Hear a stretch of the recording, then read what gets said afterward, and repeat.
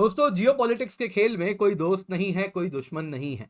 हर कोई एक दूसरे की दुखती नस को पकड़ के रखना चाहता है। अगर मैं आपसे पूछूं भारत की सबसे बड़ी दुखती नस क्या है, वो कश्मीर है। पाकिस्तान भी इसको पकड़ के रखना चाहता है और उसके जो वेस्टर्न बैकर्स हैं, फिर वो यूएस हो, यूके हो, वो सभी इसको इसको हमेशा अलाइव रखना चाहते हैं। ये सिचुएशन कभी नहीं चाहेंगे वो खत्म हो जाए। दोस्तों, अभी एक हफ्ते पहले की न्यूज है, आप लोगों ने देखा होगा कि इस प्रकार से हमारे 4 सोल्जर्स वीर गति को प्राप्त हुए थे टेररिस्ट एक्शन में। और कहानी तो ये भी है कि कुछ बर्बरता भी हुई है जो कि अमानवीय है, लेकिन आप पाकिस्तान से और उनके आतंकवादी पिट्ठुओं से मानवता की उम्मीद तो कर भी नहीं सकते। ऐसा भी न्यूज आया है दोस्तों, ग्लोबल मीडिया बहुत चलाया है कि कुछ सिविलियंस आर्मी कस्टडी में मारे गए और उसके बाद कश्मीर में एंगर है। और इससे भारतीय जितने दुखी हैं, कुछ उतना ही प्रसन्न पाकिस्तान है। वो इतना खुश क्यों है? वो उसे लग रहा है जो वो चाहता था वही हो रहा है। दोस्तों, यहाँ पे कश्मीर इशू आज भी अगर अलाइव है तो इसलिए हुआ है क्योंकि पाकिस्तान का हाथ तो है, लेकिन इसमें कई भारतीय भी जिम्मेदार हैं। ये वो भारतीय हैं जिन्होंने अपनी आत्मा पाकिस्तान को बेच दी थी। दोस्तों, ये कश्मीरी आतंकवादी इतने हाई प्रोफाइल हो गए थे कि पीएम ऑफिस में जाके डायरेक्टली मिला करते थे। ये इनकी हैसियत थी। सोचिए क्या पावर कमांड करते होंगे। छोटा सा कश्मीर वैली है उसमें। अब जरा सोचिए इनको पैसा कहां से आता है। दोस्तों, ये बड़ी इंटरेस्टिंग कहानी है। आज हम डिस्कस करेंगे पूरी कश्मीर आतंकवाद की जो बिग स्टोरी है, वो मैं लेके आ रहा हूं सिंगल वीडियो, जिसमें आप देखेंगे कि आखिरकार कश्मीर में आतंकवाद क्यों आया। पाकिस्तान स्टार्टिंग में हार मान चुका था, कश्मीर में आतंकवाद नहीं चलेगा, लेकिन उसे कुछ ऐसा लगा कि ये तो कंटिन्यू किया जाया जा सकता है। कैसे पैसे जुटाए जाते हैं? सबको लगता है कि केवल ड्रग्स का पैसा आता है या फिर यहां पर फेक इंडियन करेंसी नोट्स का इस्तेमाल होता है, लेकिन कहानी उससे कई आगे है। दोस्तों, ईद में जो बकरा हलाल होता है, वो बकरे से भी पैसा आता है और भारी संख्या में वो पैसा आता है। मेडिकल सीड्स कैसे बेचे जाते थे पाकिस्तान में? कैसे जो हमारे डिसीजन मेकर्स थे उन्होंने एक लूपहोल रखा था एलओसी ट्रेड का, जिससे कैसे आतंकवाद होता था। कैसे हज टूर्स के द्वारा आतंकवाद को फंडिंग की जाती है। कैसे इन आतंकवादियों के जो बेटे थे, बेटियां थी, वो सरकारी नौकरी करते हैं। क्या कहानी है? कौन है ये लोग? इनका बैकग्राउंड क्या है? कौन है ये नेशनल कॉन्फ्रेंस? उसके बारे में भी चर्चा करेंगे। साथ ही साथ वो कैसे उसमें बदलाव आया उसको भी जानेंगे। साथ साथ ये भी जानेंगे ये हुर्रियत कॉन्फ्रेंस कौन है, इसका क्या इतिहास है, ये कैसे पाकिस्तान के द्वारा रन होता था। ये सारी कहानी आज आपके साथ में शेयर करने वाला हूं। दोस्तों, बिग पिक्चर है, बहुत रिसर्च के बाद ये वीडियो बनी है। मुझे मालूम है आप लोग डीपली एनालिटिकल वीडियो देखना पसंद करते हैं, जो मैं अक्सर ला रहा हूं, तो आप लोग उसको प्रेम देते हैं। तो बहुत मेहनत के साथ आपने देखा कल वीडियो नहीं गया, कारण यही था दोस्तों, ये बड़ी वीडियो, इतनी ज्यादा रिसर्च, एक पूरा दिन मेरा उसी में गया है और आज का भी लगभग आप समझे तो काफी बड़ा दिन का हिस्सा इसी में गया है। तो इस वीडियो को प्रेम दें, लाइक करें, चैनल को कृपया करके सब्सक्राइब करें। तो चलिए बिना विलंब किए वीडियो स्टार्ट करते हैं। दोस्तों, यहाँ पे आपको बता देता हूँ, एक किताब है टेरर फाइनेंसिंग इन कश्मीर, अभिनव पांड्या जी के द्वारा लिखी गई है। बहुत ही ज्यादा आई ओपनिंग किताब है, इसको आप पढ़ सकते हैं। अगर आपको और डिटेल जानना है, इंटरेस्टिंग स्टोरीज जाननी है, तो यहाँ पर दोस्तों मैं आपको कुछ मॉडस ऑपरेंडाई बता रहा हूँ, इस किताब से भी इंस्पायर्ड है जो नॉलेज मुझे मिला है। इसके सिवा अन्य जगहों से भी मैंने नॉलेज एकत्रित किया है। जितनी भी बात मैं बताने वाला हूं, एक एक चीज आपको मीडिया में मिलेगी न्यूज के फॉर्म में। एक भी चीज यहाँ पे कोई झुठला नहीं सकता है, जो है वो सच है जो मैं आपको बताने वाला हूं। तो अगर आप सच्चाई सुनना चाहते हैं तो ये वीडियो जरूर देखें और पूरा देखें। आप लोगों से मैं यही रिक्वेस्ट करूंगा, क्योंकि बहुत ही ज्यादा ये वीडियो अगर आप देखें तो इंटरेस्टिंग भी है और नॉलेज से पैक्ड भी है। दोस्तों, पाकिस्तान अगर आप देखें तो भारत में आतंकवाद को बढ़ावा देने के लिए एक मल्टी लेयर्ड, एक सिंगल फॉर्मूला नहीं है टेरर फाइनेंसिंग का, एक मल्टी लेयर्ड नेटवर्क सिस्टम बनाया है। जैसे कॉर्पोरेट्स रन होते हैं, अलग अलग लूप होल्स को ढूंढते हैं, कुछ वैसे ही उसने लूप होल्स ढूंढा है और फिर टेरर फाइनेंसिंग भारत में होती है। दोस्तों, यहाँ पे अगर आप देखें तो मेडिकल इंजीनियरिंग सीट बेचे जा रहे हैं, हायर एजुकेशन सीट बेचे जा रहे हैं, हज टूर्स के द्वारा पैसा मिल रहा है, एलओसी क्रॉस बॉर्डर ट्रेड होता है, बली कहना गलत होगा दोस्तों, वो जो बकरा जो हलाल किया जाता है उससे भी पैसा बनता है। बकरा या बड़े जानवर भी हलाल किए जाते हैं, उस पर पैनी नजर रहती है इंटेलिजेंस वालों की, क्योंकि वहां से पैसा बनता है। कैसे बनता है अभी बताऊंगा। जमाते इस्लामी आज क्या कर रहा है? आज भी अगर पाकिस्तान कश्मीर में आतंकवाद को एक्टिवेट करना चाहता है तो वो आज क्या कर रहा है? फ्यूचर क्या होने वाला है टेरर फाइनेंसिंग का, इन सब पे चर्चा होगी।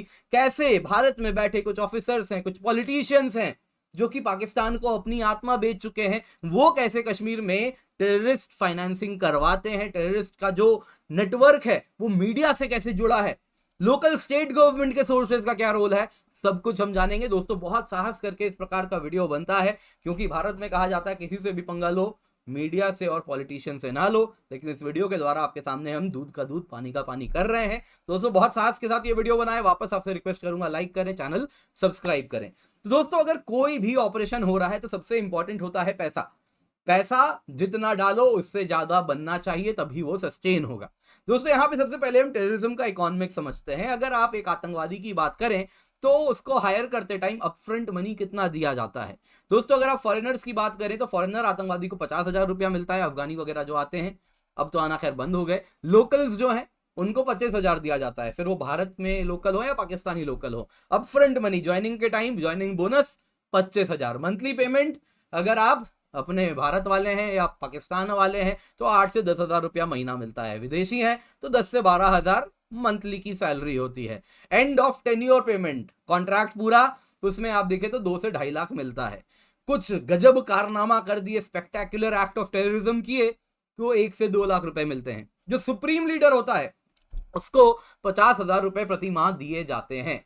दोस्तों ये डेटा जो मैं आपको दे रहा हूं ये कार्नेगी एंडोमेंट ट्रस्ट का एक रिपोर्ट है, उससे ये डेटा निकाला गया है जो आपको मैं दे रहा हूं।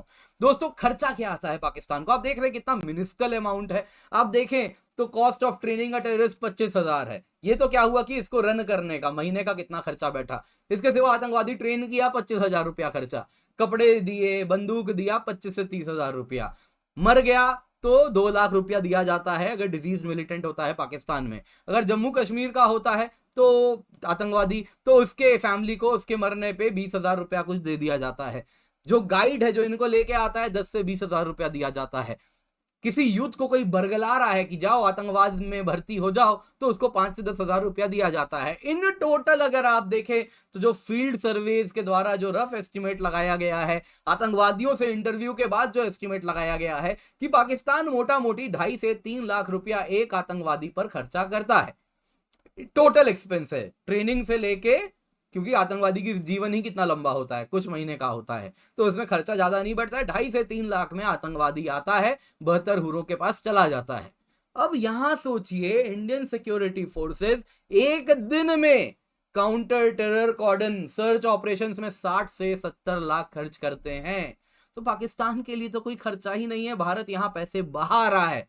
इसके सिवा 60 से 70 लाख एक दिन का काउंटर टेरर कॉर्डन का खर्चा है। इसके सिवा भारत खर्चा करता है बहुत मैसिव अमाउंट में मनी पाकिस्तान से जो नरेटिव आ रही है उसको काउंटर करने के लिए। इसके सिवा आर्म्ड फोर्सेस का प्रेजेंस रखना पड़ता है, गुडविल बना के रखना पड़ता है, डेवलपमेंटल प्रोजेक्ट्स करने होते हैं, उन सब में तो पैसा पानियों की तरह बहाया जाता है, तो वो तो हिसाब ही नहीं है। वो हिसाब कर ले तो पाकिस्तान के लिए तो मतलब है ना, ये पेनी स्टॉक लगाया और वो, अगर आप स्टॉक्स वगैरह में थोड़ा इंटरेस्ट रखते हैं तो पेनी स्टॉक वो डाल रहा है और वो लार्ज कैप बन के उभर रहा है, उसका ऐसा रिटर्न आ रहा है। इस प्रकार से अगर ये कोई कंपनी की तरह ऑपरेट किया जाए तो दोस्तों ये जब आप समझ गए हैं तो आइए जरा हिस्टोरिकल बैकग्राउंड लेते हैं। अब आप समझ गए क्यों पाकिस्तान के लिए विन विन सिचुएशन है, आतंकवादी में पैसा इन्वेस्ट करना कोई बड़ा अमाउंट नहीं है।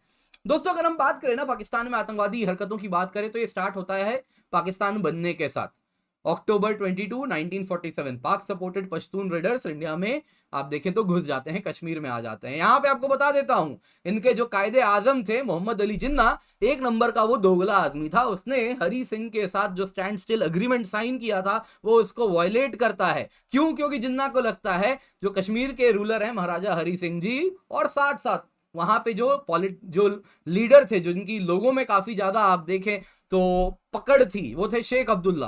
दोनों ही पाकिस्तान के साथ जुड़ना नहीं चाहते थे, या तो इंडिपेंडेंट रहना है या भारत से जुड़ना है। कोई भी पाकिस्तान से नहीं जुड़ता तो इन लोगों ने यूज ऑफ फोर्स किया, अपने स्टैंड स्टिल अग्रीमेंट को वायलेट करते हुए, कश्मीर को धोखा देते हुए। यहां पे दोस्तों इस प्रकार से आतंकवाद स्टार्ट होता है। फिर 1960 में क्या होता है, नेशनल लिबरेशन फ्रंट इस नाम का अगर आप देखें तो पहला टेररिस्ट ऑर्गेनाइजेशन पाकिस्तान में बनाया जाता है।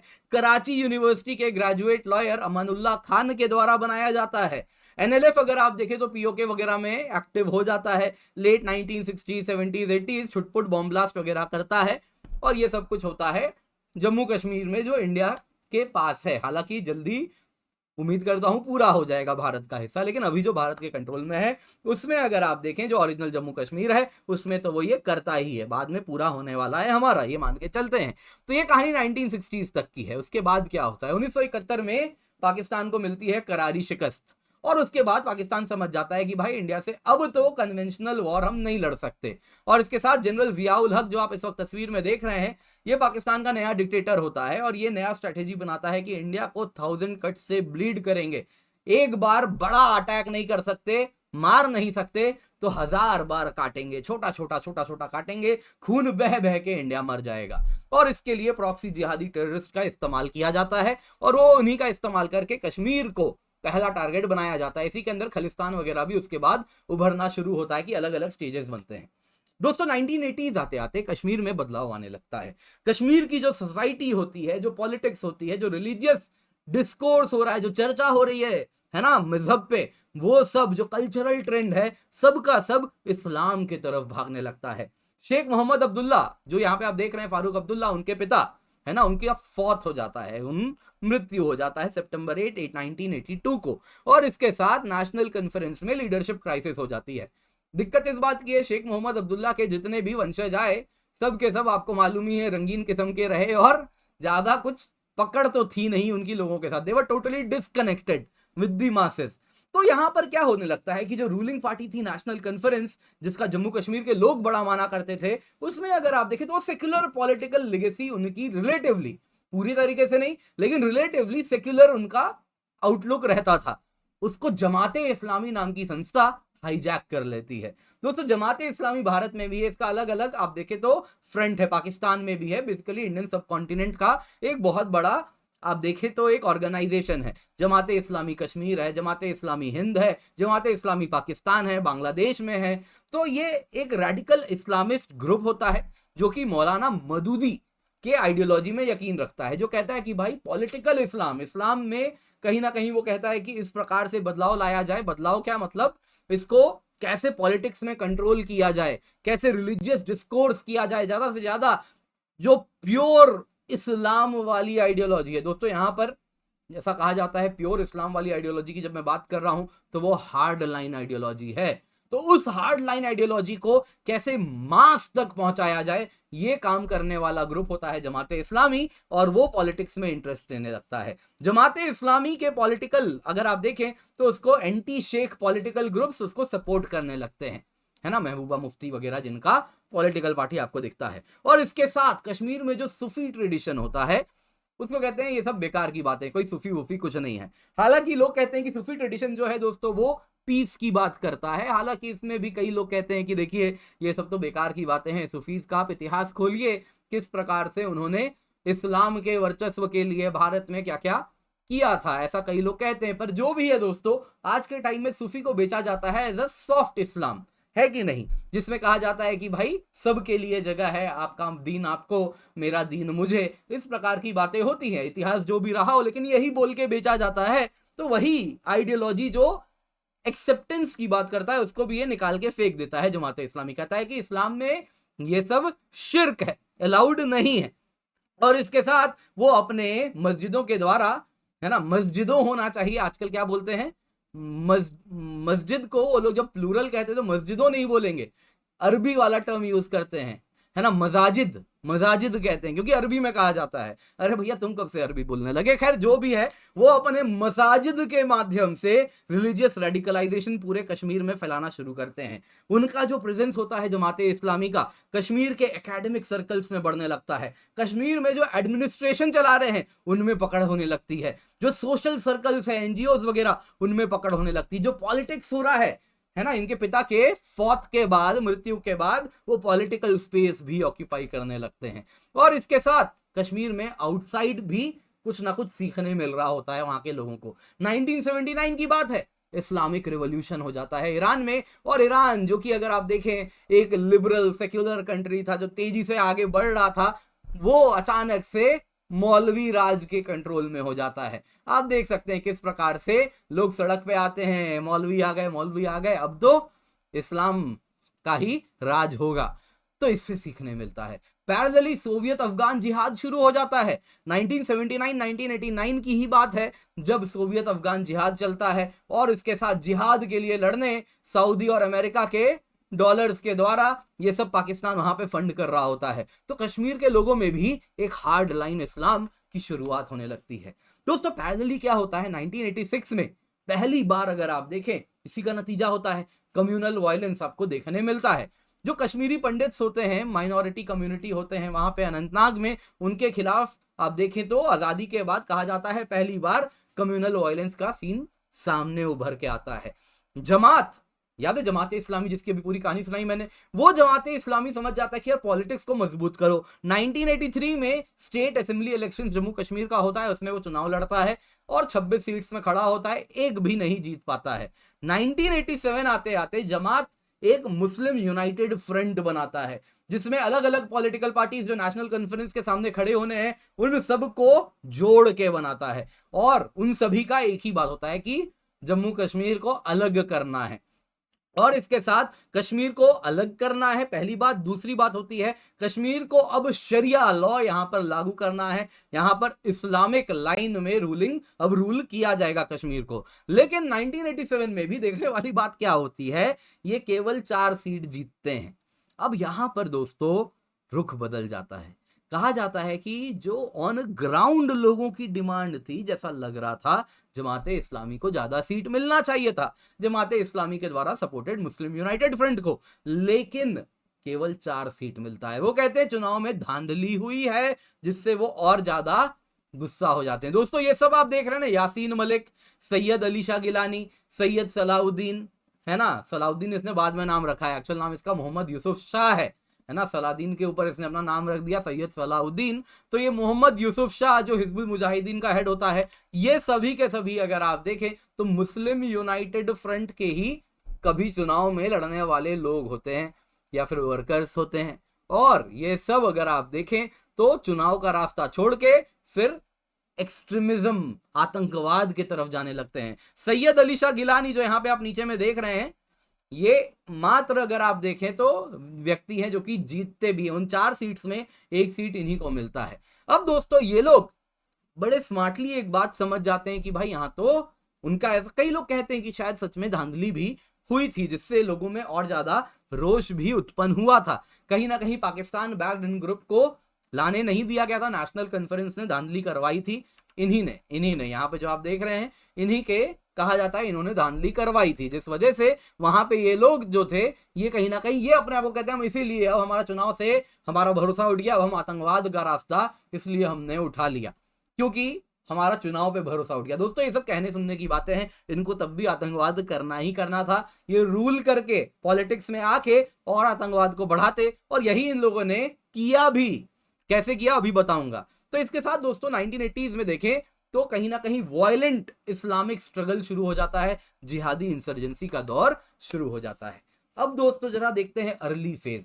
1986 तक की आपको कहानी मैंने बता दी, 1987 तक चुनाव हो गया। 1990s के बाद क्या शुरू होता है, अर्ली 1990s में दोस्तों पाकिस्तान से कैश पार्सल में पैक होके कश्मीर आना शुरू होता है। बॉर्डर पोरस था, एलओसी आज के जैसा फेंस्ड नहीं था, तो पैसा आना शुरू हुआ। जमाते इस्लामी, याद है ना वही ग्रुप, ये सब जिसके फैक्शन से निकले हुए हैं, इनके पास पैसा आने लगा, ये पैसा कलेक्ट करने लगे और पैसा ज्यादा पाकिस्तान दे नहीं पा रहा था। सच्चाई तो ये है।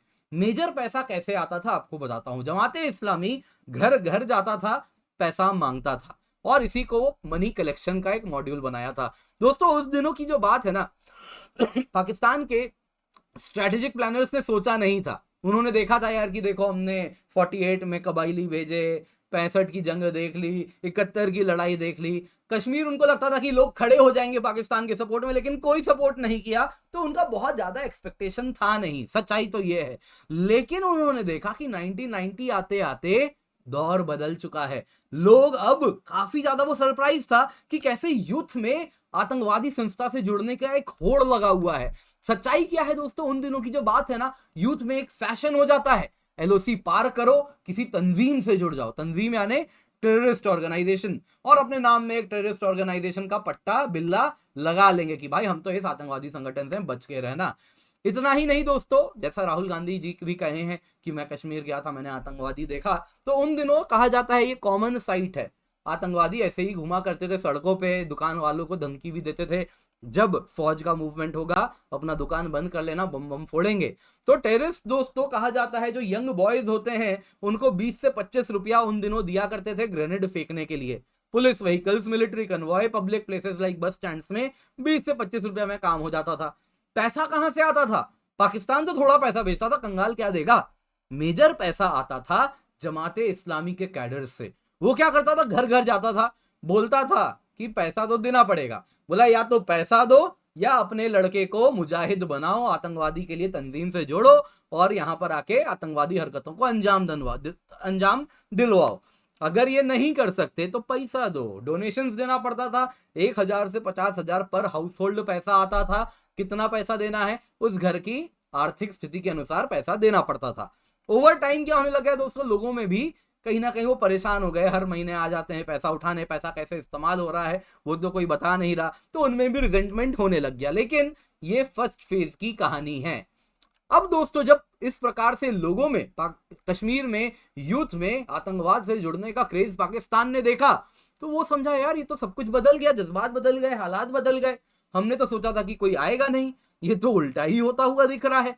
तो कहा कि अब ऐसा करते हैं ना, प्रॉपर सिस्टम बनाते हैं, कुछ ऐसा करते हैं जिसके द्वारा हम मिलिटेंसी को रन कर सकें। उसके लिए एक प्रॉपर सिस्टम बनाते हैं जिसमें पैसा कैसे चैनल होगा, पैसा कैसे बनेगा, और इसको ऑर्गेनाइज तरीके से अब अंजाम देंगे। और इसके साथ वो कहते हैं यार ये जमात वाले जो लोग थे ये सब, है ना, जो कि पॉलिटिक्स में भी किए, कुछ पाकिस्तान चले गए, आतंकवादी बन गए, मोहम्मद यूसुफ शाह जैसे लोग, सैयद सलाउद्दीन जिसको कहा जाता है, वहां से ऑपरेट करने लगे, तो कुछ कश्मीर में रह गए।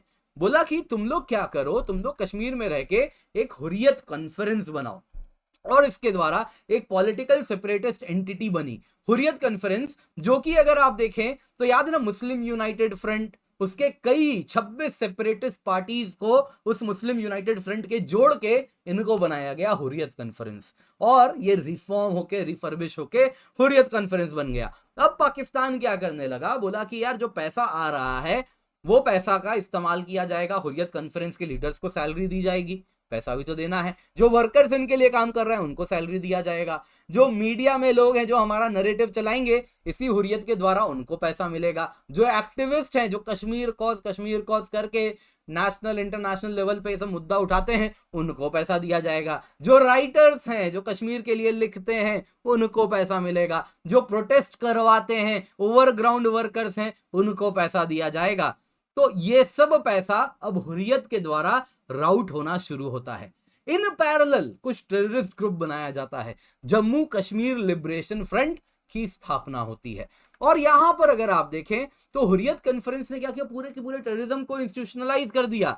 इससे मल्टीपल सपोर्ट हुआ। एक तो क्या हुआ कि सिस्टमेटिक तरीके से आतंकवादियों के पास पैसा आने लग गया, जिससे वो वेपन्स खरीदने लगे, ओवरग्राउंड वर्कर्स काम करने लगे, साथ साथ पाकिस्तान को आइडियोलॉजिकल सपोर्ट मिलने लग गया, जो रिलीजियस एक्सट्रीमिज्म चाहिए थी वो कश्मीर में ये लोग फैलाने लगे, इंटरनेशनल सपोर्ट मिलने लग गया, है ना, ये इंटरनेशनल सपोर्ट में इंटरनेशनल मीडिया चलाने लगी। कश्मीर की आवाज तो हुर्रियत कॉन्फ्रेंस उठाती है, बाकी सब नहीं।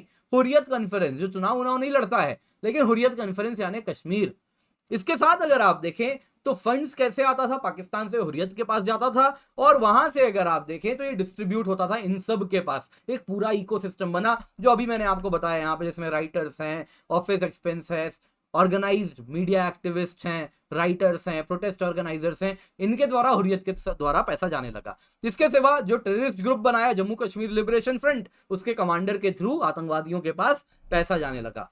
कैश जब आना शुरू हुआ तो रूट बना कैसे कैश आएगा, तो उसमें कहा यार तो नार्कोटिक स्मगलिंग कर सकते हैं, तो ड्रग्स भिजवाना शुरू किए, और काफी बड़े मार्जिन में, अफगान से सस्ते में उठाते थे तालिबान राज में, और यहां पर महंगे में बेचते थे, अच्छा मार्जिन मिलता था, उससे पैसा बनता था, उसी से ये आतंकवादियों को सपोर्ट किया जाता था। टेररिस्ट ऑर्गेनाइजेशन अगर आप देखें तो ड्रग्स भी इन्हीं रूट्स के द्वारा लाने लगे, साथ साथ कैश कुरियर था उसमें ड्रग भी आना शुरू हो गया, और ये इंडियन साइड ऑफ कश्मीर में इन्फिल्ट्रेट करने लगे। पाकिस्तान दोस्तों इस बीच में ना जो अफगानिस्तान में मुजाहिदीन थे उनको ट्रेन कर रहा था। प्रॉक्सी वॉर की जो स्ट्रेटेजी है बड़े अच्छे से उसने सीखा था, बड़ा खुश था, हमने तो सोवियत यूनियन, है ना, सुपर पावर को गिराया है, भारत क्या चीज है। और इस प्रकार से सऊदी अमेरिकन मनी में के द्वारा इन सभी को पैसा दिया गया था, इन्हीं को बोला कि अब ये जब हम फॉर्मूला सीख गए हैं तो यही फॉर्मूला इंडिया में भी इस्तेमाल करेंगे। अब दोस्तों फर्स्ट फेज इसके साथ समाप्त होने लगता है। क्यों?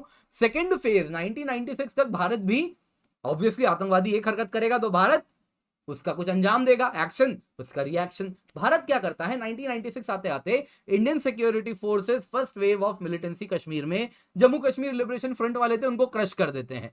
पाकिस्तान भी लेकिन डिटरमिन्ड था, क्योंकि वो समझ गया था एसिमेट्रिक वॉरफेयर ही उसके पास एकमात्र तरीका है इंडिया को हराने का। तो 1996 ऑनवर्ड्स वो कश्मीर में इन अफगान मुजाहिदीनों को भेजना शुरू कर देता है। बेसिकली ये अफगान जाती है, काम करती है, वहां पे सोवियत को भगाती है, लेकिन अब क्या करेगी?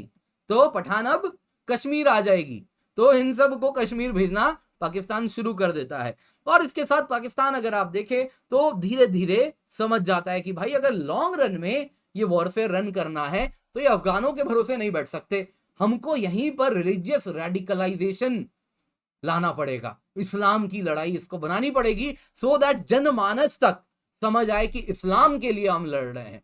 तो यहां से पाकिस्तान क्या करता है दोस्तों, सबसे पहले तो ये जम्मू कश्मीर लिबरेशन फ्रंट जो बनाया होता है फर्स्ट फेज में उसको खत्म कर देता है। कहता है कि यार तुम बड़े सेक्युलर लोग हो, तुम कश्मीर कॉज के लिए लड़ रहे हो, मुझे नहीं, मुझे इस्लाम के लिए लड़ने वाला चाहिए। और उसको रिप्लेस कर देता है इस्लाम के लिए जो लड़ सके, हिजबुल मुजाहिदीन, हरकतुल अंसार, हरकतुल मुजाहिदीन, अल बद्र, ये सब आ जाते हैं। इसके सिवा ये सभी बड़े हार्ड लाइन इस्लाम में यकीन रखते हैं, इस्लामिक जिहाद के लिए लड़ने लगते हैं। अफगान कैडर्स 1996 ऑनवर्ड्स भारत आने लग जाते हैं। यहां पर दोस्तों देखने वाली बात क्या है कि ज्यादा संख्या में नहीं आते, थोड़े ही होते हैं, 50-100 करीब ही होते हैं। और ये सभी अफगानी जहाज जो लड़के आ रहे होते हैं बैटल हार्डेंड होते हैं, सोवियत के साथ लड़े होते हैं, लेकिन इनको अगर आप देखें तो कमांडर के रूप में कश्मीर में डिप्लॉय किया जाता है मोटे पैसों में। लेकिन यहां पर दोस्तों पाकिस्तान एक बात समझ जाता है। कारण क्या होता है, इंडियन सिक्योरिटी फोर्स क्या करते हैं, इन्फिल्ट्रेशन को रोकने लग जाते हैं। उसके लिए जो ड्रग स्मगलिंग रूट्स हैं उस पर रोक लगने लगती है। आईएसआई एक बात समझने लग जाता है कि भाई जो ड्रग चैनल्स हैं, जो टेररिस्ट इन्फिल्ट्रेशन जिससे आ रहा है, जिससे ड्रग्स भी आ रहे हैं, जिससे आतंकवादी भी आ रहे हैं, इन रूट्स को अलग कर दो। यहां पर दोस्तों होता क्या है ना, इंडिया एलओसी को फेंस करने लगता है, एलओसी पर भारत की पकड़ मजबूत होने लगती है।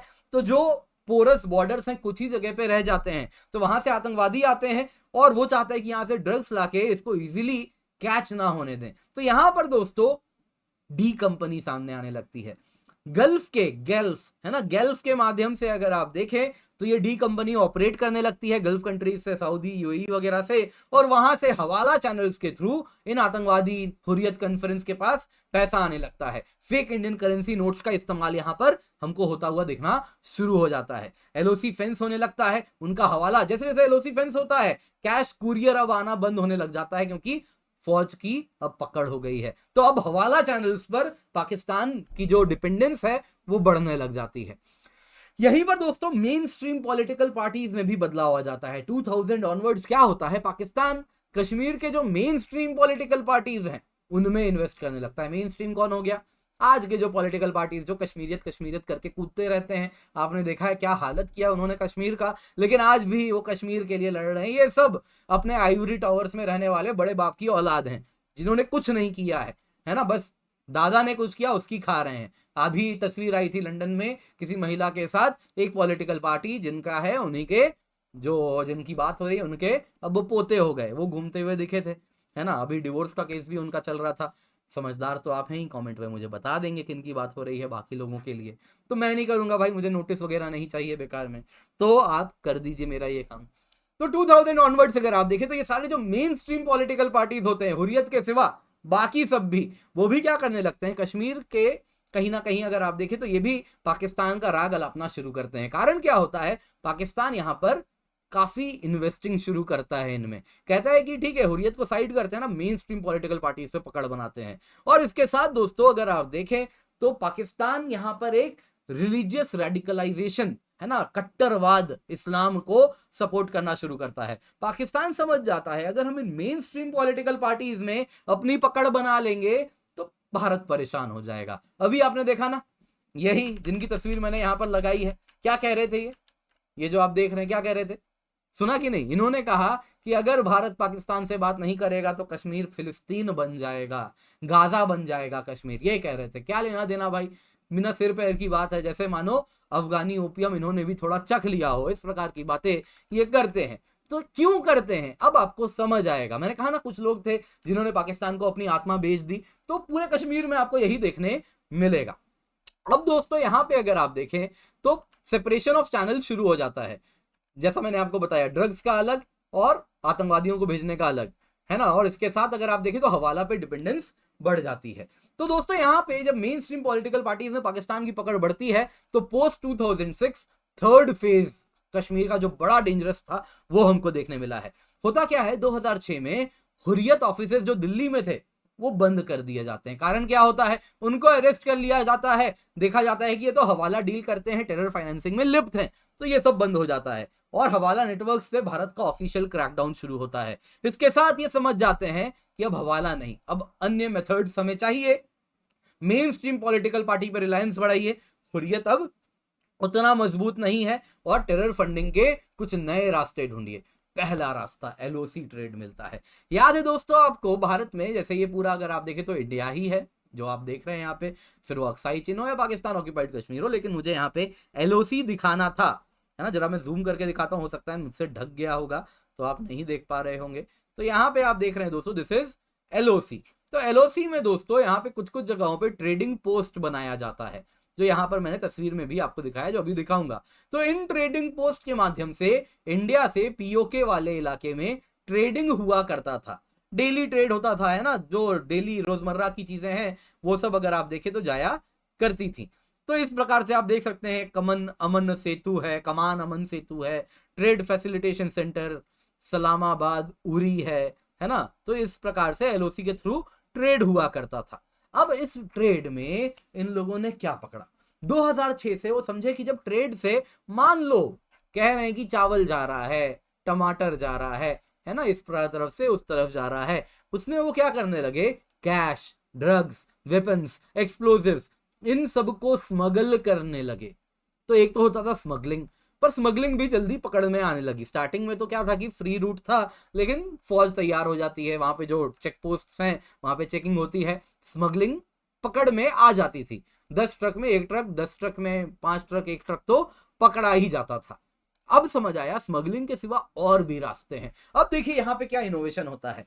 तो यहाँ पे दोस्तों वो अगर आप देखें तो ओवर एंड अंडर इनवॉइसिंग का मेथड इस्तेमाल करना शुरू किए। क्या हुआ मतलब, मैं आपको सिंपल एग्जांपल देता हूं। मान लीजिए इंडिया में एक आतंकवादी संगठन है, उसने क्या किया, उसने मान लीजिए सेब बगान से तोड़े और कहा कि भाई मैं तो पाकिस्तान भेजूंगा इन सेब को। पाकिस्तान ने कहा हाँ ये 100 रुपया का सेब है, हमारे यहाँ बेचो, हम तुमको 1000 रुपया देंगे।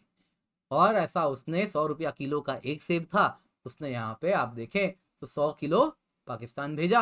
एक्चुअल कीमत कितनी होनी चाहिए थी, 10,000, 100 इंटू 100, लेकिन कितने में बेचा, 1 लाख। तो 10,000 का 1 लाख कमा लिया ना वो भारत में बैठा आतंकवादी सपोर्टर कोई बैठा है, टेरर फाइनेंसर बैठा है, वो पाकिस्तान में ओवर आप देखें तो इनवॉइस करके पैसा बना के ले आया ना भारत में। 10,000 का 1 लाख कर दिया, ये क्या हुआ, ओवर इनवॉइसिंग से पैसा जनरेट। वैसे ही अंडर इनवॉइसिंग से भी पैसा जनरेट होता है। पाकिस्तान बोला अच्छा ज्यादा महंगा सामान भेज रहे हो, ऐसा करते हैं पाकिस्तान से आईएसआई का आदमी बैठा है, वो इंडिया में किसी मतलब इंडिया वाले पार्ट में जो कश्मीर में अगर आप देखें तो कोई आतंकवादी फाइनेंसर है, उसको उसने क्या किया, वही आप देखें तो आलू बेचा। मान लेते हैं आलू की कीमत मान लीजिए इंडिया में 20 रुपए किलो है, उसने बेचा 1 रुपया किलो में। बोला कि ये लो 1 रुपया किलो में 100 किलो आलू, 100 रुपया का आलू लिया, तुम इसको भारत में बेच देना 20 इंटू 100 यानी 2000 रुपए में। तो 1900 रुपया का मुनाफा कमाया ना भारत में बेच के, तो उससे भी पैसा जनरेट हो गया। बोला ये जो पूरा पैसा जनरेट होगा ये पैसा टेरर फाइनेंसिंग में इस्तेमाल होगा। तो ये रूट बना एलओसी से ओवर इनवॉइसिंग अंडर इनवॉइसिंग करके, तो ये बड़ा रूट बन गया टेरर फाइनेंसिंग का। दोस्तों एलओसी ट्रेड अगर आप देखें तो ये मेजर रीजन था जो कश्मीर जलता रहा है 2008 में, 10 में, 13 में। बुरहान वानी के इनकाउंटर डेथ के बाद जो मैसिव कश्मीर जला था उसमें ये एलओसी ट्रेड का ही पैसा था। एलओसी ट्रेड अगर आप देखें तो सबसे इफेक्टिव वे था टेरर फंड्स को जनरेट करने का। दुर्भाग्य जानते हैं क्या है, 2019 में जाके एलओसी ट्रेड बैन हुआ है, पहले नहीं हुआ। सोचिए क्या प्रेशर रहा होगा। 2019 में एलओसी ट्रेड बैन हुआ है। आगे सुनिए। दोस्तों पाकिस्तान था, मतलब अगर दिमाग इतना ज्यादा लगाता है वो इन सब चीजों में, मुझे कभी कभी लगता है अगर वो सही चीजों में लगाता, क्योंकि भैया जो भी है जीन्स तो हमारा ही वाला है ना, भारत वाला ही है, कोई अलग तो है नहीं वो लोग रेशियली या अन्य तरीकों से भी, तो वो भी काफी खुशहाल होता, हमारे जैसा तरक्की के रास्ते पे होता। लेकिन हुआ क्या, वहां पे एक बीमारी लग गई, रिलीजियस हार्डलाइन वाली, जिस वजह से इतना दिमाग होते हुए भी वो ये सारे दुष्कर्म कर रहा है। अब देखिए और इनोवेशन। अब इनिशियली पाकिस्तान क्या किया करता था, मेडिकल इंजीनियरिंग सीट्स दिया करता था, किनको, डेड मिलिटेंट्स के बच्चों को।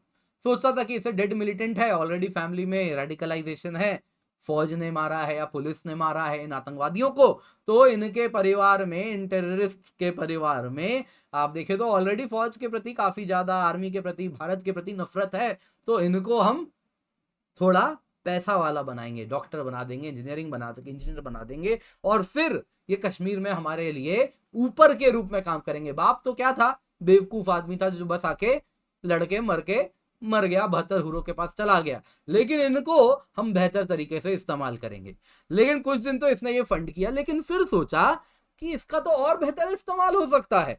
वो हुर्रियत लीडर्स भी साइडलाइन हो रहे थे, उनका पैसा बंद हो रहा था हवाला के बाद, तो उनको भी खड़ा रखना था। तो इन हुर्रियत लीडर्स को बोला कि ऐसा करते हैं ना, आप लोगों को हम सीट्स एलोकेट कर देते हैं, जो हुर्रियत लीडर जितना ऊपर का लीडर उसको उतना ज्यादा पाकिस्तान में मेडिकल इंजीनियरिंग कॉलेज में सीट्स मिलेगा। अब लोकल कश्मीरी क्या करेगा, इन हुर्रियत वालों के पास जाएगा, थोड़ी मिन्नतें करेगा कि मेरा बेटा है, इसको इंजीनियर बनवा दो, डॉक्टर बनवा दो। तो ये हुर्रियत लीडर कहेंगे अच्छा चलो पाकिस्तान जाओ, यहाँ पे हम तुमको इंजीनियर बनवा देंगे, डॉक्टर बनवा देंगे, बदले में इतना पैसा लगेगा। एक सीट का 18 लाख तक ये लोग लिया करते थे उन दिनों में। और ये अगर कोई ज्यादा प्रॉमिसिंग कैंडिडेट था कि ये ज्यादा बेहतर तरीके से पाकिस्तान के लिए काम आएगा, तो उससे 2-3 लाख में भी ये लोग सीट बेच दिया करते थे। जाहिर सी बात, जो पैसा बनता था इससे वो पाकिस्तान में एमबीबीएस, पाकिस्तान में इंजीनियरिंग या हायर एजुकेशन सीट्स में बैठा करते थे, और वो पैसा हुर्रियत अपने जेब में रखता था, जो ये डोनेशन के रूप में दिया करते थे।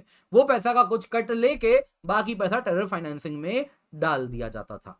दोस्तों यहाँ पे हुर्रियत जल्दी समझे कि ये तो बढ़िया एक काउंसलिंग एजेंसी क्यों ना बनवा ली जाए, क्योंकि अब विद्यार्थी को लाना है तो इस प्रकार से किया जाए। ऐसे तो क्या हो रहा था कि बस जान पहचान के ही लोग आ रहे थे, मेरे लड़के को लगवा दो, मेरी लड़की को लगवा दो। उन्होंने समझा क्यों ना करियर काउंसलिंग एजेंसी खोल दी जाए कि ओपन बिडिंग हो जाए, है ना, कोई भी आए बोले कि मेरे को पाकिस्तान में एमबीबीएस करने का है, पैसा दो, पैसा है, बोलो कितना चाहिए, तो ओपन बिडिंग होगी, वो पैसा इस्तेमाल किया जाएगा टेरर फाइनेंसिंग में, और इससे वो कैंडिडेट्स भी आने लगे। तो इस प्रकार की काउंसलिंग सर्विस हुर्रियत वालों ने स्टार्ट कर दी। आगे सुनिए, आगे सुनिए। इनिशियली इन बच्चों को केवल पाकिस्तान भेजा जाता था, लेकिन पाकिस्तान में तो भाई अब खुद इंजीनियर डॉक्टर की कमी है, वो कितना सीट देगा। बोले ऐसा करते हैं ना, पैसा तो काफी है, ऐसा करते हैं इनको बांग्लादेश, चाइना, तुर्की, सऊदी अरब, सेंट्रल एशियन कंट्रीज, है ना, कजाकिस्तान, उज्बेकिस्तान, इन सब में भेजा जाए जहां पे पाकिस्तान के आईएसआई का नेटवर्क बड़ा मजबूत है। इन स्टूडेंट्स को अगर आप देखें तो यहां पर भेजा जाना शुरू किया गया, और जब ये स्टूडेंट्स वापस आते थे तो उनको क्रिटिकल मैसेजेस वगैरह जो आतंकवादी तक पहुंचाना है वो भी पहुंचवा दिया जाता था। आते टाइम कुछ लेके जाना है, गोल्ड वगैरह स्मगल करना है, वो भी कर लेते थे। तो इस प्रकार से एक पूरा नेटवर्क फलने फूलने लगा, जो इनिशियली केवल पाकिस्तान तक सीमित था, अब ये मल्टीनेशनल कंपनी के रूप में काम करने लगा। ये जो काउंसलिंग एजेंसी थी पहले केवल पाकिस्तान का बोर्ड लेके बैठती थी, अब दुनिया भर के झंडे लगने लगे, तुर्की जाने का, बांग्लादेश जाने का, चाइना जाने का, बोलो बोलो बोलो कहाँ जाना है ना, 10 रुपए का एक, 10 रुपए का एक, जैसे बस का टिकट निकलता है वैसे ये सीट्स निकालने लगे, और ये पूरा आईएसआई के ब्लेसिंग से होने लगा। ये स्टूडेंट्स अगर आप देखें तो ऑब्वियसली अगर आप देखें तो इनकी उम्र क्या रही होगी, मेरी जो उम्र है उससे थोड़ा कम कर दीजिए, है ना, मिलिटेंसी के फेज में ही जन्मे हैं ये सब बच्चे।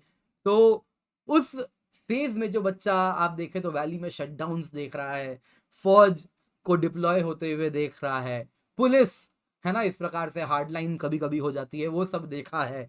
तो वो सब देखने के बाद इसके मन में ऑलरेडी भारत के प्रति डीप सीटेड एंगर तो मौजूद था। पाकिस्तान इस जनरेशन में इन्वेस्ट करने लगा, इसको इंडोक्ट्रिनेट करने लग गया कि और इंडिया के तरफ हेट्रेड बढ़े, रिलीजियस एक्सट्रीमिज्म आए और ये प्रॉक्सी वॉर में उनका काम कर सके और इसके साथ आतंकवाद स्मूथली ऑपरेट कर सके फ्यूचर में भी। तो पाकिस्तान इन्वेस्ट कर रहा था, डॉक्टर इंजीनियर बनाने का उसका पर्पस नहीं था। एक तो वो पैसा बना के इससे टेरर फंडिंग कर रहा था, दूसरी तरफ इनको भी इंडोक्ट्रिनेट कर रहा था कि ये फ्यूचर इंटेलेक्चुअल मैन पावर बने जो पाकिस्तान की आवाज उठाएगा। इंटेलेक्चुअल जब बोलता है ना तो उसको लोग सुनते हैं, दिक्कत यही होती है ना। जैसा कैसा कहते ओसामा बिन लादेन इंजीनियर है ना, वैसे ही कोई डॉक्टर है। तो इस प्रकार से इनको वो वाला इंटेलेक्चुअल मैन पावर का फोर्स बनाया जा रहा था जो पाकिस्तान की आवाज उठाएंगे। फिर क्या होता है दोस्तों, आपको बता देता हूं जल्दी। पाकिस्तान के एमबीबीएस को डिग्री को रिकॉग्नाइज करना भारत छोड़ देती, जल्दी नहीं, ये भी 2019 तक होता है। पाकिस्तान के एमबीबीएस को हम मानना छोड़ देते हैं। तो सोचिए कितना वक्त लग गया आते आते। इसके आगे सुनिए, हज tour and travel agency. Kashmir दोस्तों छोटा सा वैली है कश्मीर वैली, लेकिन अगर आप देखें तो हर स्मॉल टाउन, जितना भी स्मॉल टाउन है ना कश्मीर का, उसमें कई टूर एंड ट्रैवल एजेंसी आपको देखने मिलते हैं। ये सब हज में जाते हैं, 100 से 1000 के करीब आंकड़ा होता है जो हर साल जाते हैं। अब इन पिलग्रिम्स को लोकल टूरिस्ट एजेंसी को ये पैसा देते हैं, जिसके द्वारा हज में इनका रहना ठहरना और सारा खर्चा, पूरा टूर इनका फाइनेंस होता है। जाहिर सी बात है पैसा डालेंगे तो ये पैसा लेते हैं, इनका हज भी करवाया जाता है, वो आईएसआई के देखरेख में हो जाता है। वो पूरा अपना नेटवर्क यूज करती है और लगभग जीरो कॉस्ट में वहां पे ऑपरेट कर लेती है। जो भी खर्चा होता है आईएसआई बेयर कर लेती है। लेकिन ये जो पिलग्रिम्स होते हैं ये पैसा किसको देते हैं? टूर ऑपरेटर्स को देते हैं, जो इन हुर्रियत वालों के द्वारा रन होता था। ये अगर आप देखें तो कुछ पैसा अपने पास रखा करते थे, बाकी पैसा टेरर फाइनेंसिंग में डाइवर्ट करते थे। सऊदी अरेबिया में आईएसआई एसेट्स इनका ध्यान रखती थी होटल इंडस्ट्री में। जब ये वापस आते थे बोले देखो सस्ते में तुमको हज करवाया ना, मेरा एक काम करो, जाते टाइम कैश लेके जाओ, गोल्ड लेके जाओ जो इंडिया में बेचा जाता था, जिससे और टेरर फाइनेंसिंग पैदा होता था। तो इस प्रकार से भी ये ऑपरेट करते थे। अन्य इनोवेटिव फेज है, ये सब दोस्तों अभी के फेज में हो रहा है। अभी का आपको बता रहा हूं दोस्तों, जब ईद का टाइम आता है ना, इंटेलिजेंस एजेंसीज के कान खड़े हो जाते हैं। ईद के टाइम में हजारों क्या, बड़े बड़े मस्जिद में तो देखे तो आप 10,000 20,000 बकरा आप देखे तो हलाल किया जाता है। अब जब ये बकरा हलाल हो रहा है तो उसका एनिमल हाइड, जो चमड़ा है ना, लेदर है ना, एनिमल हाइड जो उसका ऊपर का चमड़ा था, उसको जमा करने की होड़ लग जाती है। अलग अलग आतंकवादी संगठन आते हैं, ये एनिमल हाइड मुझे दो, इस मस्जिद का मेरे करीबी है तो इसका सारा एनिमल हाइड मेरे पास जाएगा। तो यहाँ पर जो बड़ा ऊपर में मस्जिद का हेड बैठा हुआ है वो कुछ कमीशन लेता है और बाकी सारा एनिमल हाइड, जो बकरा हलाल हुआ उसका जो चमड़ा है उसको दे देता है, और उससे एनिमल हाइड से मोटा पैसा बनता है। लेदर इंडस्ट्री में ये सब रॉ मटेरियल की तरह जाता है और उससे मोटा पैसा बनाते हैं। तो इस तरीके से भी जब भी ईद होता है भारत में, पाकिस्तान में, हर जगह इंटेलिजेंस वाले अगर आप देखें तो वो अगर आप देखें तो उनके कान उस वक्त खड़े हो जाते हैं। ये अभी भी होता है। फिर क्या होता है दोस्तों, आपको मालूम ही है कश्मीर में हैंडीक्राफ्ट काफी चलता है। कश्मीरी कारपेट होता है, कश्मीरी हैंडीक्राफ्ट होता है, इन सब का शोरूम विदेश में भी है। और ये सब क्या किया जाता है, कश्मीरी हैंडीक्राफ्ट को विदेश में बेचा जाता है। अगेन ओवर इनवॉइसिंग किया जाता है, वही सेम प्रोसेस है ना। 100 रुपए का मान लीजिए एक प्रोडक्ट है, इसको यूके के एक एम्पोरियम, कोई हैंडीक्राफ्ट वाला है, यूके में शोरूम है, किसी कश्मीरी का है जो कि आईएसआई के संपर्क में है, वो कश्मीर से रॉ मटेरियल मंगवाता है, हैंडीक्राफ्ट मंगवाता है, वो 100 रुपए का सामान, वहां हैंडीक्राफ्ट की तो कीमत किसी को नहीं मालूम ना, तय नहीं हो सकती ना कितने की होगी। ये 10,000 में है, स्पेशली हैंडक्राफ्टेड कश्मीर आइटम, जिसके द्वारा आप देखें तो इसको इस प्रकार से बनाया गया है, इसका ऐसा इतिहास है, बोल के गोरों को चिपका दिया जाता है। तो इस प्रकार से भी मोटा पैसा बनता है। जो पैसा बनता है वो अगेन अगर आप देखें तो इसी प्रकार से इसको आतंकवाद में डाइवर्ट किया जाता है। इसके सिवा दोस्तों कश्मीरी डायस्पोरा आप देखें तो वेस्टर्न यूरोप में है, यूएस में है, कनाडा में है, ये भी अगर आप देखें तो मोटा पैसा देते हैं कश्मीरी मिलिटेंट कॉज को, सेपरेटिस्ट ग्रुप्स को डोनेट करते हैं।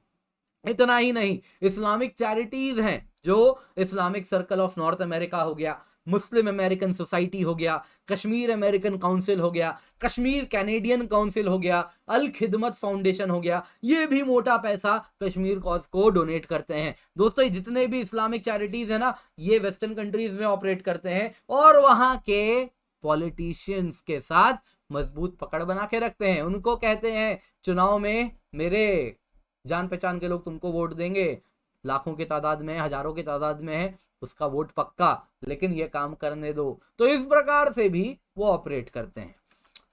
इसके सिवा दोस्तों कश्मीर अपने आप में ना एक केस स्टडी है। कश्मीर में जो टेरर फाइनेंसिंग है, जैसा मैंने बताया, हाईली इनोवेटिव मेथड है। दूसरा, यहाँ पे कश्मीर में ना कोई भी आज के टाइम में पाक साफ नहीं रह गया है। मेन स्ट्रीम पॉलिटिकल पार्टीज हो, एकेडेमिया हो, मीडिया हो। एकेडेमिया बताया ना आपको, पढ़ने के लिए जा रहे हैं। इंस्टीट्यूशंस आपने देखा है कश्मीर की क्या हालत है। एडमिनिस्ट्रेशन में दोस्तों कश्मीर में यहाँ पे आप देख रहे हैं ये आतंकवादी आप देख रहे हैं सैयद सलाहुद्दीन मोहम्मद यूसुफ शाह, इसके बच्चे क्या करते थे? कश्मीर सर्विस, एडमिनिस्ट्रेटिव सर्विस आप लोग पढ़ते हैं, यूपीपीएससी है ना, यूपीएससी यूपीपीएससी, सालों साल मेहनत करते हैं, क्या फायदा, कितने कम लोग सेलेक्ट होते हैं।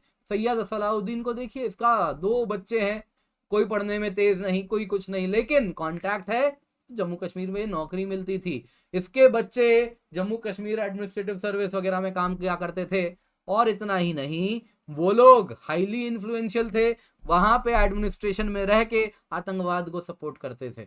तो वहां पर अगर आप देखें तो कोई भी पाक साफ आपको देखने नहीं मिलता है।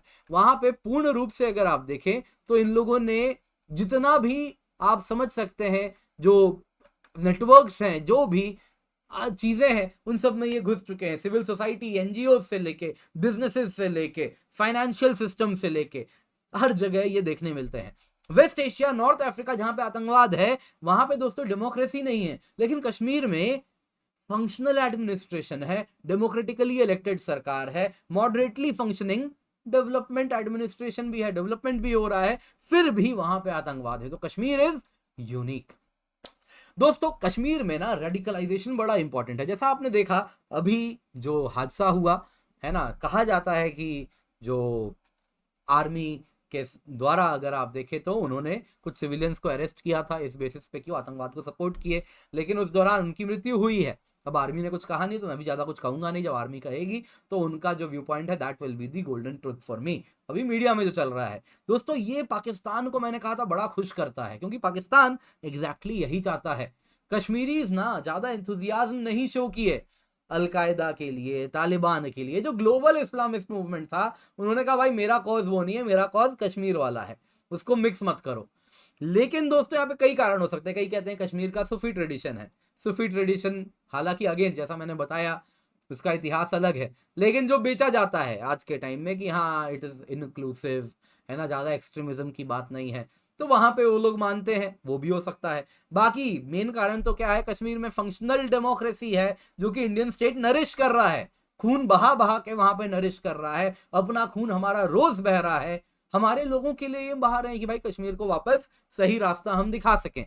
तो इन सब वजह से वहां पे ग्लोबल इस्लामिस्ट नैरेटिव के टेकर्स नहीं है, लेकिन पाकिस्तान इसको ऑफसेट करना चाह रहा है, उसके लिए वो स्ट्रेटेजी बना रहा है जिसके द्वारा वो मीडिया हाउसेस को फाइनेंस करता है। जैसा अभी आपको दिखाया ना, वो न्यूज दिखाया है ना, आउटरेज इन कश्मीर, क्या हो रहा है नहीं मालूम, वो सब ये लोग इस प्रकार का चीज छापा करते हैं। भारत में भी हैं इसी प्रकार के मीडिया हाउसेस, मुझे बोलने की जरूरत नहीं, आप कमेंट करके बता देंगे कौन कौन से मीडिया हाउसेस हैं जो एलओसी ट्रेड के जमाने में किस प्रकार से झूठ फैलाया करते थे, पाखंड फैलाया करते थे, लोगों में जानबूझ के नकली कहानियां भरा करते थे। इस प्रकार से अगर आप देखें तो ये फैब्रिकेटेड स्टोरीज फैलाते हैं, है ना, लोगों के मन में भारत के प्रति दुर्भावना इंजेक्ट करना चाहते हैं, और साथ साथ उनमें एक सेपरेटिस्ट टेंडेंसी लाना चाहते हैं, इस इस्लामिक टेंडेंसी के तरफ उनको धक्का दे रहे हैं। दोस्तों यहां पे जैसा मैंने बताया कोई भी पाक साफ नहीं है। पाकिस्तान से पैसा आता है, वहां के एनजीओ के पास जाता है, सो कॉल्ड उनके एक्टिविस्ट के पास जाता है, मीडिया के पास जाता है, ह्यूमन राइट्स ग्रुप्स हैं उनके पास जाता है, एकेडमिशियंस हैं उनके पास जाता है, सो दैट ये मिलके एंटी इंडिया नैरेटिव चला सके। दोस्तों आज भी कश्मीर में रेडिकलाइजेशन हो रहा है, कश्मीर आज भी साफ नहीं है। दोस्तों जमाते इस्लामी याद है, मैंने पूरी कहानी सुनाई उसकी, वो आज हिजबुल मुजाहिदीन का इंटेलेक्चुअल आर्म है। जमाते इस्लामी अगर आप देखें तो उसने कश्मीर के social, cultural, administrative, political, academic, judiciary तक, साहब जुडिशियरी तक, इंक्लूडिंग इकोनॉमिक सेटअप, हर जगह उसने अपनी पकड़ बना ली है। ये जो दोस्तों जमाते इस्लामी है ये इज्तमा करवाता है, इज्तिमा क्या होता है दोस्तों? रिलीजियस डिस्कशन होता है, रूरल एरियाज में होता है, जिसके द्वारा जो ऑर्डिनरी लोग हैं उन सबको रिलीजियस हार्डलाइन के तरफ उनमें इंजेक्ट किया जाता है, कि उनको कहीं ना कहीं इंडोक्ट्रिनेट किया जाता है मौदूदी के विजन के साथ, जो जमात इस्लामी का फाउंडर था, कि तुम अलग हो, भारत से नहीं मिलो, तुम इस्लाम को फॉलो करोगे, तुम्हारे लिए इस्लाम सब कुछ है, इस्लाम ही रूल करेगा, इस्लाम का अगर आप देखें तो वो शरिया लॉ पे चलने वाला हम देश बनाएंगे। इस प्रकार की बातें चलाई जाती हैं दोस्तों। जो नहीं जाता है इन इज्तिमाओं में, उनको सोशल प्रेशर उन पर डाला जाता है, उनको बॉयकॉट किया जाता है, कभी कभी तो मार भी दिया जाता है। जमाते इस्लामी अगर आप देखें तो वो इतना पावरफुल है जम्मू कश्मीर में कि उसका रिकमेंडेशन अगर आ जाए ना तो आपको पुलिस में भर्ती हो जाएगी, आप एडमिनिस्ट्रेशन में भर्ती हो जाएगी, आपको प्रोफेसर बनना है प्रोफेसर बन जाएंगे, फाइनेंशियल सेक्टर में बैंक की नौकरी चाहिए, जम्मू कश्मीर कोऑपरेटिव बैंक, इस प्रकार के कई बैंक वहां चलते हैं, तो फाइनेंशियल सेक्टर में नौकरी मिल जाएगी आपको। लोकल पॉलिटिकल पार्टीज भी उन पर निर्भर करते हैं क्योंकि उनकी बहुत ज्यादा फॉलोइंग है, तो उनके जो मेन स्ट्रीम पॉलिटिकल पार्टीज हैं वो भी जमात का राग गाते हैं, क्योंकि उन्हीं से उनको वोट मिलता है ना। उनको अगर लोगों को बैंक से लोन चाहिए तो जमात का एक लेटर आता है, ये इसको लोन दे दो, उसे लोन मिल जाता है। दोस्तों यहाँ पे आपको बताना चाहूंगा, जो आतंकवादी ये लोन भी किसको दे रहा है? उसी को दे रहा है जो जमात का वर्कर है, जमात के आइडियोलॉजी में यकीन रखता है, जो कि टेररिस्ट सिंपैथाइजर होता है, जो इस्लामिस्ट होता है, मोस्टली सेपरेटिस्ट होता है। यही आतंकवादी जब पाकिस्तान से आता है तो इसको अपने घर पे भी रखता है, तो उसको खुश भी तो रखना है। तो इस प्रकार से जमात इस्लामी की पकड़ है दोस्तों। जमात इस्लामी बहुत सारे स्कूल्स भी रन करता है, और इन स्कूल में क्या होता है? बच्चों को इंडोक्ट्रिनेट किया जाता है, रिलीजियस एक्सट्रीमिज्म, ये सारी बातें बताई जाती हैं। बहुत पैसा भी बनाता है, और इस पैसा का कुछ हिस्सा टेरर फंडिंग में डाला जाता है। दोस्तों दुर्भाग्य देखिए, 2019 में जाके जमाते इस्लामी बैन होता है। जमाते इस्लामी कश्मीर आज ये नाम बदल के आज भी ऑपरेट करता है अलग अलग तरीके से, लेकिन लोग वही हैं, बस 2019 में जाके इस पे बैन लगता है। दूसरा और एक ग्रुप है दोस्तों, कहानी यहां नहीं रुक रही है, और एक रिलीजियस ग्रुप आज के टाइम में जम्मू कश्मीर में एक्टिव है, अहले हादित। दोस्तों अहले हादित अगर आप देखें तो इसी को वहाबीज एंड सलाफीज इन कश्मीर भी कहते हैं। इसका कहना बड़ा सिंपल है, वहाबीज्म लाओ कश्मीर में, यानी कि इस्लाम को वैसे फॉलो करो जैसे प्रोफेट मोहम्मद के टाइम हुआ करता था, जो कि फंडामेंटलिस्ट है नेचर में, जो साफ साफ कहता है, जो कि कुरान को कहता है एज इट इज फॉलो करो, है ना। वो सारी चीजें जो उस टाइम में प्रेवलेंट थी, आप सोचिए ना साहब, 700-800 एडी की बात हो रही है, उस टाइम समाज कैसा था, वो कहते हैं आज का समाज वैसा बना दो, तो क्या वो चलेगा? तो दोस्तों यहाँ पे 2011 में केवल 700 अहले हादित के मॉस्क थे, लेकिन आज इंटेलिजेंस फोर्सेस का कहना है ये 2000 ऐसे मस्जिद हैं जो अहले हादित से एसोसिएटेड हैं। दोस्तों ये सब अगर आप देखें तो इन वहाबी क्लेरिक्स जो इन मॉस्क में काम करते हैं, इनके लश्कर के साथ तार जुड़े हैं। ये सब वो भी क्योंकि लश्कर भी वहाबी स्कूल ऑफ थॉट में यकीन करता है। वहाबीज अगर आप देखें तो इनको सऊदी से पेट्रो डॉलर आता है, बेसिकली पेट्रोल बेच के जो सऊदी के पास पैसा आया वो पैसा इन वहाबीज के पास जाता है, कतर से पैसा आता है और यूएई से पैसा आता है। ये सब के इन पैसों से ये मॉस्क वगैरह कश्मीर में बनाते हैं, हॉस्पिटल एजुकेशनल इंस्टीट्यूशन चलाते हैं।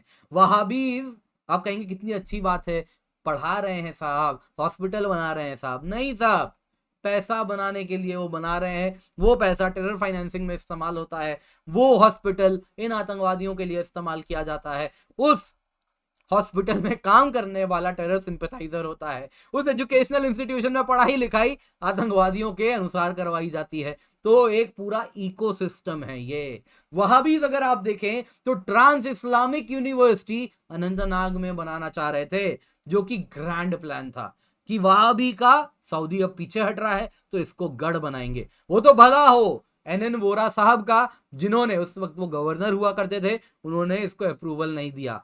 दोस्तों इतना ज्यादा वहां पे वहाबिज्म है ना कि अगर आप देखें तो वो वहाबिज्म के स्प्रेड से वहां पे पैन इस्लामिज्म बढ़ रहा है, यानी कि कश्मीर का जो फाइट है कश्मीर के लिए नहीं इस्लाम के लिए करना है, इस तरफ वो लेना चाह रहा है। इसलिए अगर आप देखें तो अंसार गजवातुल हिंद एक आउटफिट है जो जाकिर मूसा ने स्टार्ट किया था।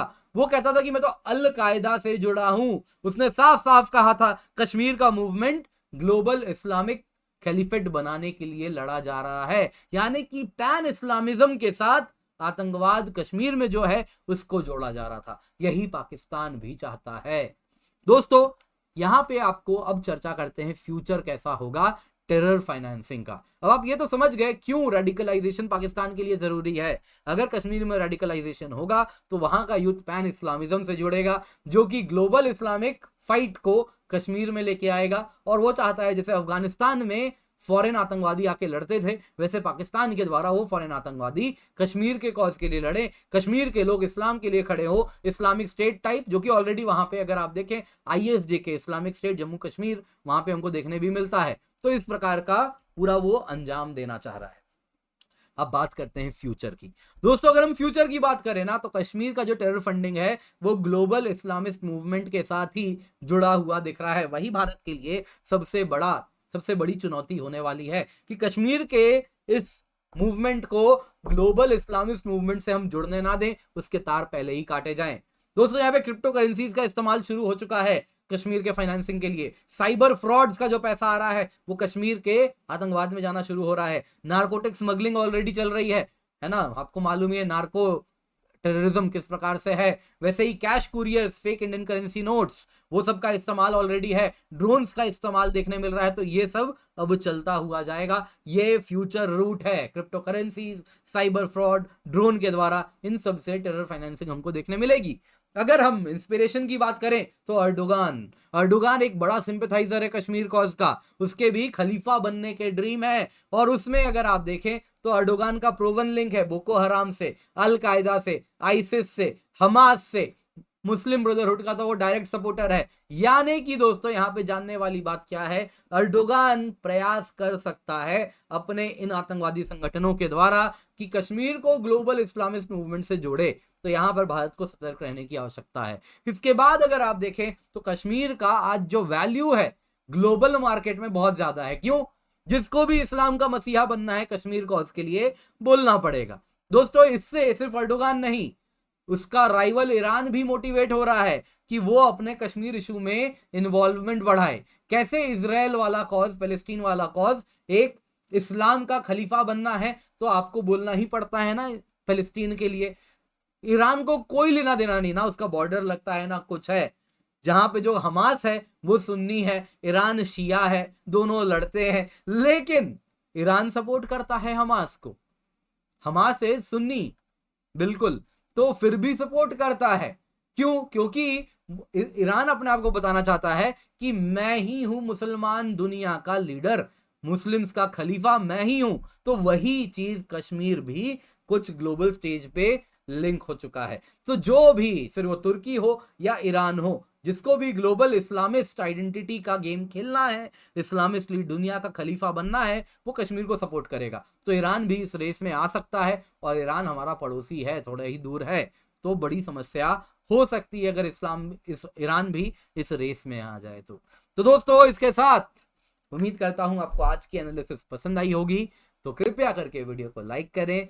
और देखिए इस प्रकार से जब आप चैनल को सब्सक्राइब करते हैं, इस प्रकार के वीडियोस में जब आप कमेंट्स देते हैं, तो हमें और भी एनर्जी मिलती है इस प्रकार के डीप एनालिसिस को लेकर के आए। देखिए डेली न्यूज़ कवर करना तो क्या है, आपको मिलता ही है, आप सब देखते ही हैं। लेकिन ये जो एनालिसिस है ना, ये आपके सोचने के तरीके को वो अलग कर देती है। तो इस प्रकार के एनालिसिस को करने में बहुत मेहनत जाता है और बहुत ज़्यादा आप समझ सकते हैं टाइम, एनर्जी, हर प्रकार से इन्वेस्टमेंट जाता है। तो उसको कृपया करके सराहें और वीडियो को लाइक करें, चैनल को सब्सक्राइब करना बिल्कुल भी ना भूलें। धन्यवाद। जय भारत, जय हिंद।